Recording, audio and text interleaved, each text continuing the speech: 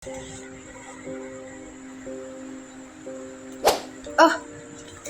halo teman-teman. Pas banget, aku mau nanya. Kalian pernah gak sih guys kebayang kalian tuh lagi tinggal di desa? Di desa yang dimana desanya itu punya stadion yang megah banget. Tapi di sisi lain, jembatan yang kalian pakai buat anak-anak pergi sekolah, buat kalian belanja kebutuhan, itu tuh udah mau roboh.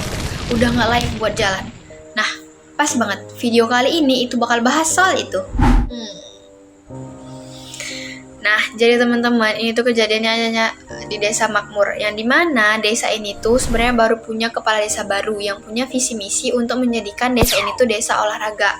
Nah, karena hal inilah kepala desa itu pertama kali langsung membangun stadion dan menggunakan anggaran dana itu untuk stadion tersebut.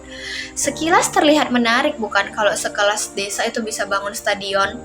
Tapi dalam hal inilah sebenarnya timbul beberapa masalah di tingkat desa tersebut, teman-teman.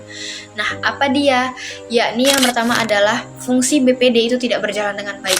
Mengapa demikian? Karena ternyata ketika pembangunan dan penggunaan anggaran dana itu dilaksanakan, BPD itu tidak terlibat secara langsung.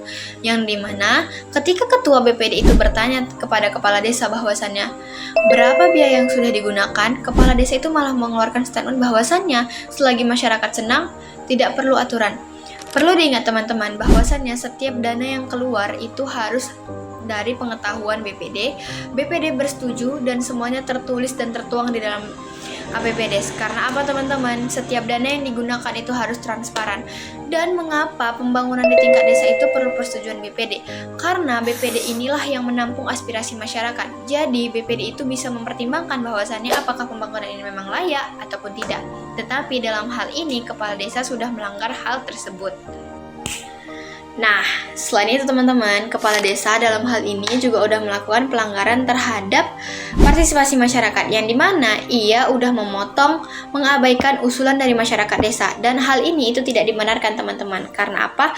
Usulan masyarakat itu sangat penting bagi pembangunan, bagi kemajuan desa. Karena apa? Usulan dari masyarakat itulah yang paling sebenarnya dibutuhkan untuk kemajuan di desa tersebut. Karena apa yang diperlukan desa, masyarakatnya lah yang paling tahu. Kemudian teman-teman, pembangunan yang ideal itu adalah pembangunan dari bawah ke atas, yakni dari yang paling benar-benar dibutuhkan, baru yang lainnya.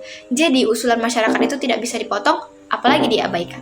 Kemudian, bagaimana memperbaiki hubungan antara kepala desa dan BPD yang sedang terjadi konflik ini? Nah, jadi teman-teman, disinilah peran penting orang ketiga.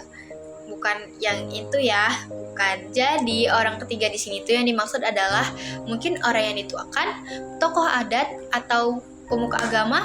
Nah, jadi teman-teman, dalam hal ini fungsi dari orang ketiga itu adalah menjadi jembatan komunikasi antara BPD dan kepala desa. Kemudian teman-teman, harus ada yang namanya rapat lagi. Nah, pada rapat ini kepala desa itu harus sadar bahwasannya BPD itu memang harus berperan dan turut serta dalam pembangunan desa. Jadi konflik ini memang harus diselesaikan sebelum melakukan yang lain, teman-teman. Nah, teman-teman, ternyata selagi stadion itu tadi dibangun, jembatannya roboh. Nah, apa yang bisa dilakukan pertama kali? Yang bisa dilakukan pertama kali itu adalah musyawarah darurat. Apa fungsi musyawarah darurat?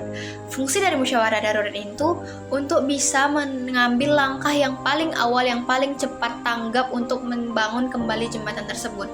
Dalam hal ini, kita contohkan misalnya membangun kembali jembatan itu dengan menggunakan kayu, menggunakan bambu atau alat alternatif lainnya. Jadi jembatan itu tidak lama putusnya dan bisa kembali digunakan oleh masyarakat meskipun jembatan itu hanya sebagai jembatan cadangan sebelum jembatan berikutnya dibangun, jembatan yang lebih baik dibangun. Jadi teman-teman, setelah permasalahan tadi, kita tuh bisa simpulin bahwasannya sebagai kepala desa itu kita harus bisa mempertimbangkan mana yang memang benar-benar menjadi kebutuhan skala prioritas masyarakat dan mana yang hanya ambisi semata untuk mempertunjukkan bahwasannya ia layak menjadi kepala desa, teman-teman.